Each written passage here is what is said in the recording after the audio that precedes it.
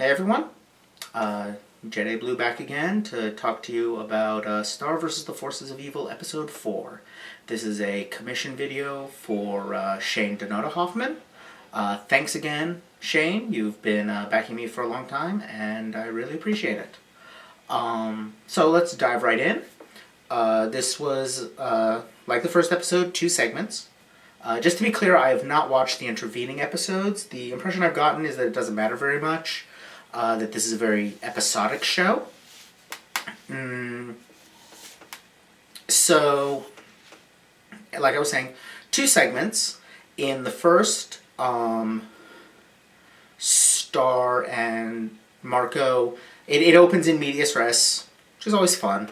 Star and Marco are being chased by monsters. They hide in the shed, and while they build armor to try to protect themselves, Marco explains the backstory of how they got there, which basically involved him having a really bad day, Star cheering him up, then she's sad because she's developed a crush on a boy and he didn't call her, and he tries to cheer her up by summoning monsters and ends up getting too many. Yeah, it was a cute story. It was, had some great gags. I loved Star's fantasy of going on the winged snail with Oscar, who has rather noticeable fangs. Is he a vampire? He was in direct sunlight, so probably not. Unless that's like a Twilight parody. I don't know. Anyway, I loved her fantasy with the winged snail. I'm imagining now that, like, winged snails are the horses of her world. I mean, I know we've seen, like, unicorns and stuff like that from her world, but the idea just amuses me. Honestly, the idea of just winged snails in general. So that was fun. The gag where after all of this to make the armor, they lose it within seconds. Was also, fun joke. The little dude that leads the villains is funny as always. I really enjoy him. It's an obvious joke. It's a simple joke. Have, the Dark Lord of all be this tiny bird-looking little thing with a silly voice.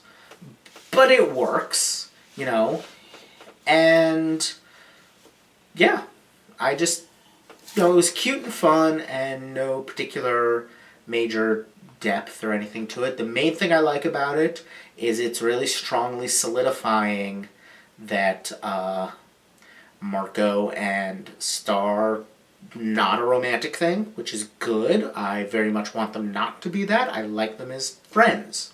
And I really don't want her to be his manic pixie dream girl, which it really looks like she's not, which is good. I am curious if there was something in the intervening episodes establishing the 2 other characters at their school that showed up, whose names I don't recall, but one of them was a much younger, or at least smaller kid that kind of bullied Marco. Excuse me. I have no idea who that was. The show seemed to be suggesting that I should know, but it's possible that that's just, this is a normal part of Marco's life, so why would there be an introduction? But I like the idea that Marco is bullied by much smaller, younger kids, especially because Marco, punches monsters in the face on a regular basis, it seems. Certainly he did in the first episode, this episode, and the second segment of this episode. I don't remember if he did in the one with Princess Unicorn Head. But anyway, so it's amusing to me that this much smaller boy picks on him because, bullying, to a large extent, is less about physical power and more about personality and ability to manipulate the system. Bullies tend to be very good at staying out of trouble and very good at getting other people into trouble. They tend to be good at manipulating the system in their own favor. So that worked for me. And then there was the other girl whose skateboard he broke, and I don't know, just from the fact that it had a heart on it, and there was a, when she puts it back together, there's kind of a broken heart result because of the crack going across the heart. I'm wondering if in a previous episode it was established that either he likes her or she likes him or something. I don't know. But again, it's entirely possible that I'm just reading into that, and these are characters who have never showed up before and will never show up again. I don't know. And that's fine. The scene worked, is the important part. Yeah. Basically, this segment as a whole, Cheer Up Star, worked. I like their relationship, that, they're trying to cheer each other up, they're friends, but they don't necessarily understand what will cheer the other one up that well.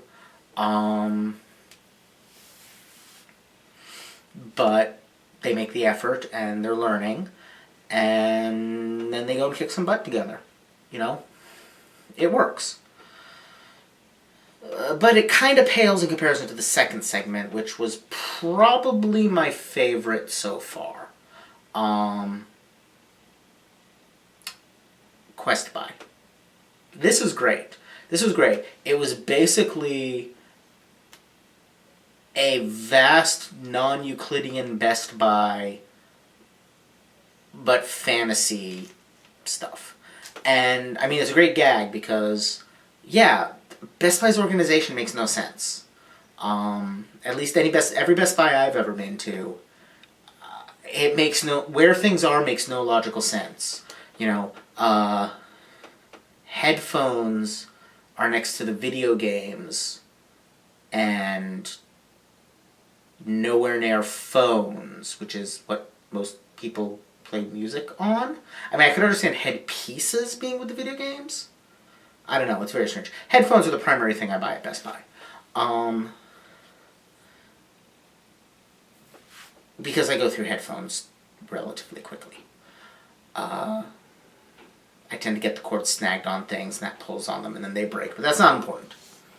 What is important is that this was an absolutely ridiculous romp, and I loved it. I loved that she just randomly runs into the villains in a store while they're out shopping. There are a few things that give me more joy than seeing, creatures of pure darkness out shopping or doing mundane things like that. It's just fun.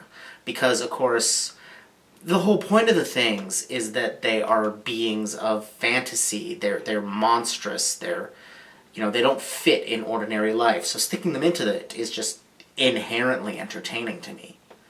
Then on top of that, you've got the joke about the place being, completely incomprehensible in its layout. And the funniest joke in the whole thing, when Star opens up her wand and there's a sick unicorn on a treadmill inside of it. I love the idea that there's been this tiny unicorn on a treadmill powering her wand all along. That this is where all magic comes from. Unicorns on treadmills. Because it's horrific, but so ridiculous that it becomes funny. It's a great example of grotesque humor, which I can tell this show is going to have a lot of. I continue to love her spells.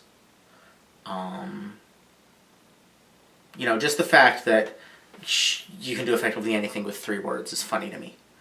But I think watching the spells fail was even funnier. When that one little tiny narwhal comes out and starts flopping around in the rainbow goop. That's good stuff. And I just like, this notion that the traditional fantasy shop, that you have in like RPGs and that kind of thing, has been replaced by big box stores. Only they're big non-Euclidean multidimensional space stores. That's great. That's you know, that's a really sly bit of satire, you know, the way big box stores have taken over everything, even our fantasies. Well played, show.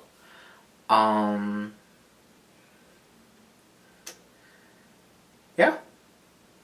I think I've covered just about everything. I'm enjoying the way the relationship between these two is shaping up. I'm enjoying that it's non-romantic. I'm enjoying that Star really isn't Marco's manic pixie dream girl so far. And at the same time, she's also not the, oh, I'm so wacky and cause constant problems. Sure, she did in the second segment, but the first segment was all his fault. It was him tapping into magic. You know, I'd love to see more of their friendship, more of them going on wacky adventures. I clearly, after just 2 of each, I'm finding I definitely like the episodes where they go into the magical world more than the ones on Earth. But that could change because, again, I'm basing this on 2 of each. And I'm curious if anything will ever come of the magic vacuum cleaner.